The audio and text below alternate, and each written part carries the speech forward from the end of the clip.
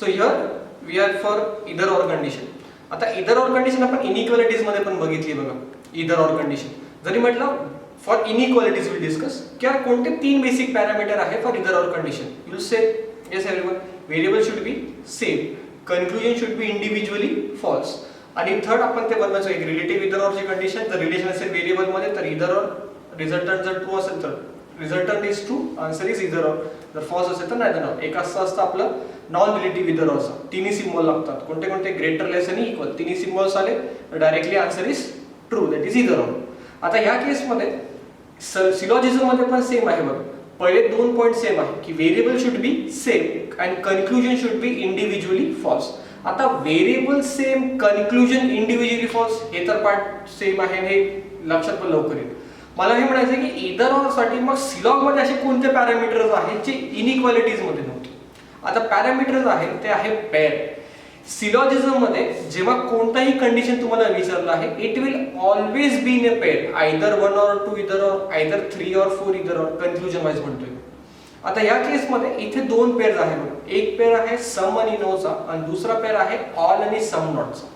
आता मी तुम्हाला स्टार्टिंग मध्ये सांगितलं होतं बघ की आपण प्रत्येक जे स्टेटमेंट बघतोय सॉरी जी प्रत्येक स्टेटमेंट बघतोय आपण ऑलची, समची किंवा नोची या केसमध्ये, तर आपली पण पॉसिबल केस बघतोय या केसमध्ये त्याच्यासोबत. आणि ते का बघतोय? जर मी तुम्हाला विचारलं की यार ऑलचे किती डायग्राम बनतील तर तुम्ही म्हणणार किती बनणार आहे तुमचे? 2. समचे किती बनतील? 4. नोचे किती बनणार आहे? 1. आणि सम नॉटचे किती बनतील? 3. परफेक्ट. आता या केसमध्ये जेव्हा आपण पेअर्स बद्दल डिस्कस करू, समजा मी तुम्हाला म्हणतो की ऑल आणि सम नॉट आहे.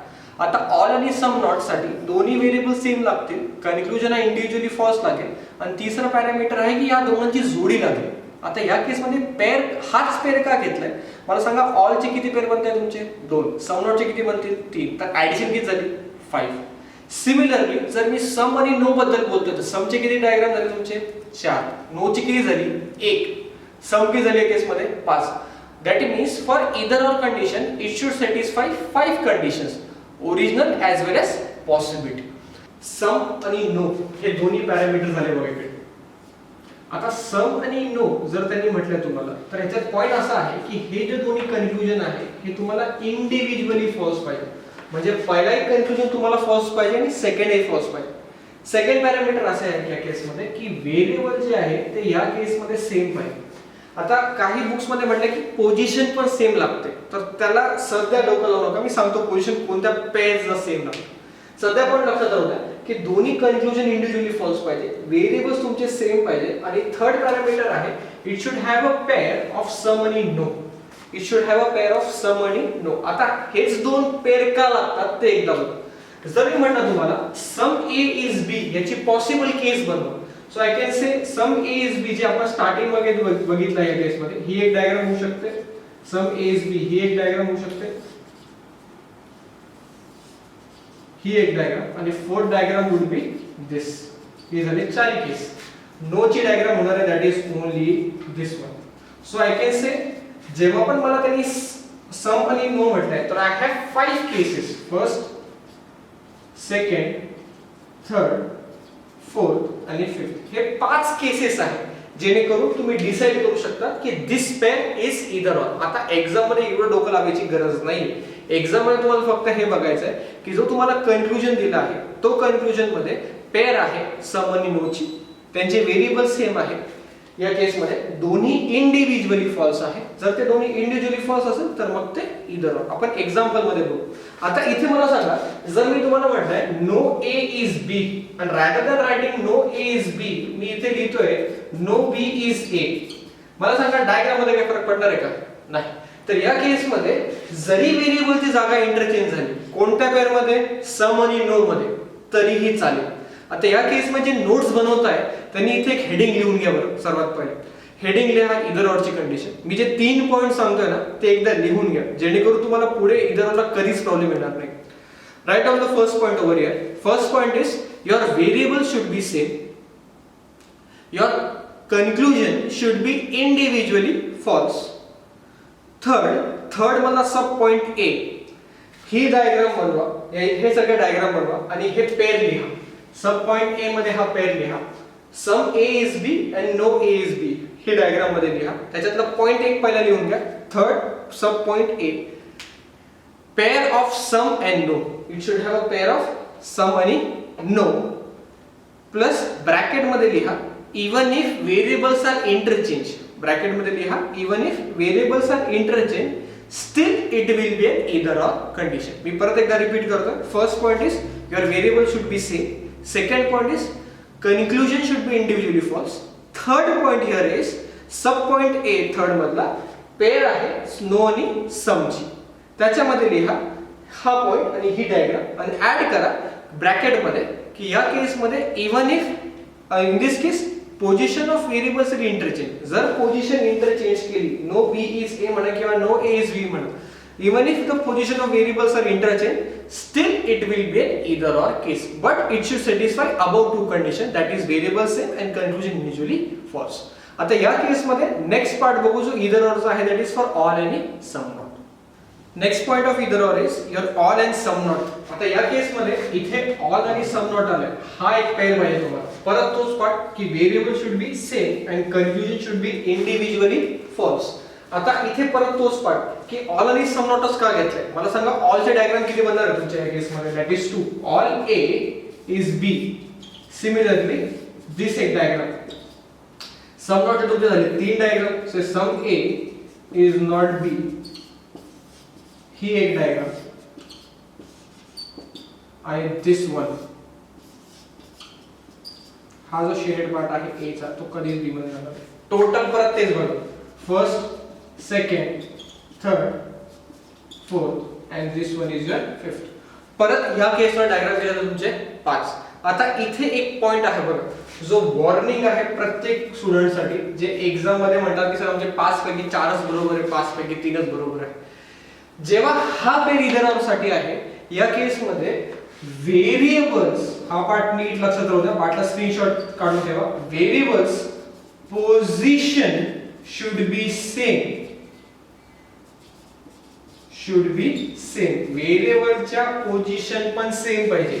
सिंपल आपल्या लँग्वेज मध्ये a च्या खाली a आणि b च्या खाली b. जर तुम्हाला म्हटलंय all a is b आणि सम a is not b, जर हे दोन्ही व्हेरिएबल सेम असतील एका खाली एक पोझिशन मध्ये तरच हे ईदर ऑर होणार आहे, नाही तर हे नायदर नॉर असतं. Reason some a is not b. Some a is not b याच्या जागेवर जर तुम्ही b इथे आणि a इथे करताय, जेव्हा तुम्ही यांचे पोझिशन चेंज करताय इथे ही पोझिशन चेंज होईल या केस मध्ये. तर याला जास्त सध्या डोकं लावू नका. इथे फक्त डोक्यात एकच पॉइंट ठेवा की ईदर ऑर च्या वेळेस व्हेरिएबल सेम आहे, कन्क्लुजन इंडिव्हिज्युअली फॉल्स आहे. जो थर्ड पॉइंट लिहून दिलाय मी तुम्हाला नो आणि सम साठी, त्याच्यामध्ये हा एक पॉइंट लिहून घ्या की जेव्हा जो दुसरा पेअर आहे ऑल आणि सम नॉटचा, तेव्हा व्हेरिएबलच्या पोझिशन पण सेम लागतील. जर पोझिशन इंटरचेंज झाल्या तर या केस मध्ये it becomes a neither nor. परत मी रिपीट करतोय, या केस मध्ये ऑल आणि सम नॉट मध्ये व्हेरिएबलच्या पोझिशन ही सेम लागतील. If variables position are interchange it becomes neither nor. Remember this point. Okay, welcome to either or case. आता ईदर ऑर केसच्या वेळेस ना आपण ते ओनली फ्यू मध्ये पण घेणार आहे, पण पहिले बेसिक घेऊन टाकू नेमकं क्वेश्चन्स असतात कसे ईदर ऑरचे. जर तुम्ही क्वेश्चन कडे बघताय केसमध्ये, त्यांनी म्हटलं काही आईज तुम्हाला इयर्स पाहिजे, काही इयर्स तुम्हाला हँड पाहिजे, ही स्टेटमेंट दिली. फर्स्ट त्यांनी म्हटलंय कन्क्लुजन मध्ये नो आईज आर हँड और नो आईज इज हँड. मला सांगा जर त्यांनी नो म्हटलंय या केसमध्ये आणि स्टेटमेंट मध्ये कुठेच निगेटिव्ह कंडिशन नाही, तरी त्यांनी विचारलं डायरेक्टली आन्सर काय पाहिजे केसमध्ये. I hope this point is clear. Triple level झाली असेल तुमच्या. नेक्स्ट त्यांनी म्हटलंय केसमध्ये सम आईज आर हँड. सम म्हटलंय, मला सांगा समचा अर्थ काय झाला या केसमध्ये? कॉमन. तर आईज आणि हँड मध्ये कोणता पार्ट कॉमन दिसतोय का तुम्हाला? नाही. So answer is false. Now we'll go to basics of either or once again. Variable should be same. Variables are same. Conclusion is individually false. Third, जो सर्वात important parameter होता, it should have a pair of no and sum. जर no आणि sum चा pair आहे तर या case मध्ये this is your either or condition. आता कोणी म्हणेल मग व्हेरिएबलची जागा इंटरचेंज केली जाते. नो आणि सम मध्ये मी लिहून दिले आहे तुम्हाला आणि एक्सप्लेन करताना सांगितलं पण आहे ह्या केसमध्ये की जर नो आणि समचा पॅरामीटर आहे तर त्यांना पोझिशनची काहीच घेण देणं नाही. एक्झाम्पल बघा ना, नो पुणे इज औरंगाबाद म्हणा किंवा नो औरंगाबाद इज पुणे म्हणा, काय फरक पडणार आहे का? नाही. तुम्हाला व्हेरिएबलच्या पोझिशनची घेण देणं नाही आहे. तुम्हाला फक्त बघायचं की व्हेरिएबल सेम आहे, दोन्ही इंडिव्हिज्युअली फॉल्स पाहिजे आणि नो आणि समचा पेअर आहे. जर दिसतंय तर ते ईदर ऑर, नाही तर directly either or. Let's go to next question. The next question is some books are small, some smaller tiny. First confusion त्यांनी दिले तुम्हाला. We says some books are not tiny. परत तोच पार्ट, जर books आणि tiny मध्ये कुठेच negative statement दिलेली नाही तरी तुम्ही निगेटिव्ह स्टेटमेंट विचारता तर डायरेक्टली आन्सर काय पाहिजे केस मध्ये? That is false. पुढे म्हटलंय all books are tiny. Some मध्ये त्यांनी तुम्हाला ऑल विचारलंय, डायरेक्टली आन्सर काय पाहिजे केस मध्ये? फॉल्स. ओके. पॅरामीटर तोच बेसिक आला परत की व्हेरिएबल तर तुमच्या या केस मध्ये सारखे आहेत. बुक्सच्या जागेवर बुक्स आहे, टाइनीच्या जागेवर टाइनी आहे. Variables are same. Conclusion is individually false. Third parameter, it should have a pair of all and some not. इथे काही लोकांना ना डोकं नसतं, ते all आणि some म्हणतात. all आणि some चा पेअर नाही लागत इथे रूलला, all आणि some not चा लागतो. तर all आणि some not चा पेअर आहे. व्हेरिएबल तुमचे सारखे आहेत. इथे कन्क्लुजन इंडिव्हिज्युअली फॉल्स आहे. इथे एक पार्ट अजून तुम्हाला ऍड करावं लागेल की व्हेरिएबलच्या पोझिशन पण सेम लागतील. इथे व्हेरिएबलच्या पोझिशन सेम आहे काय का? बघा बरं, 100% सेम आहे. Variables are same, so as their position. Conclusion is individually false. It has a pair of all आणि सम नॉट. तर या केस मध्ये again the answer is here either or condition. Part राहू दे. ठीक आहे.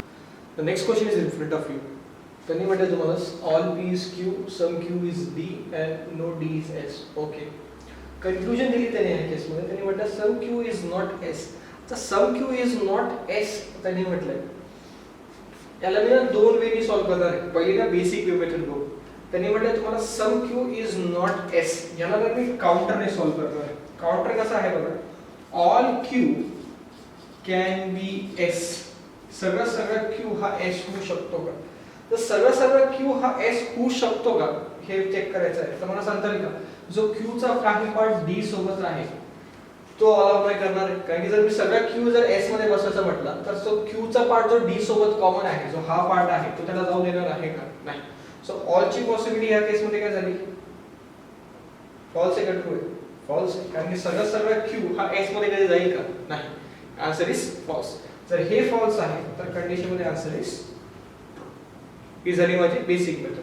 दुसरा अजून एक मेथड सांगू शकतो मी तुम्हाला या केस मध्ये की सम क्यू इज नॉट एस म्हटलंय. मला सांगा काही क्यू चा पार्ट एस नाही या केस मध्ये, तर मी सांगू शकतो डायरेक्टली हा जो काही पार्ट आहे क्यू चा तो कधीच एस मध्ये जाणार नाही. तर डायरेक्टली आन्सर इज ट्रू. पण माझं म्हणणं आहे की जे स्टार्टिंग मध्ये सॉल्व्ह करताय फर्स्ट टाइम त्यांनी सम नॉटला कधीही ऑलच्या पॉसिबिलिटीने काउंटर करा. तुमचा आन्सर कधीच रॉंग होणार नाही. प्लस याची प्रॅक्टिस जर एकदा झाली ना तर तुम्ही माइंड मध्ये सॉल्व्ह करताना डायरेक्ट पॉसिबिलिटी घेऊ शकता. लिहायची पण गरज नाही, डायरेक्टली तुमचा टाइम सेव्ह होईल एक्झाम मध्ये. Let's go to next question. त्यांनी म्हटलं no S is D. No D is S म्हणा किंवा नो एस इज डी म्हणा, काय फरक पडणार आहे का? नाही. तर या केस मध्ये डायरेक्टली आन्सर इज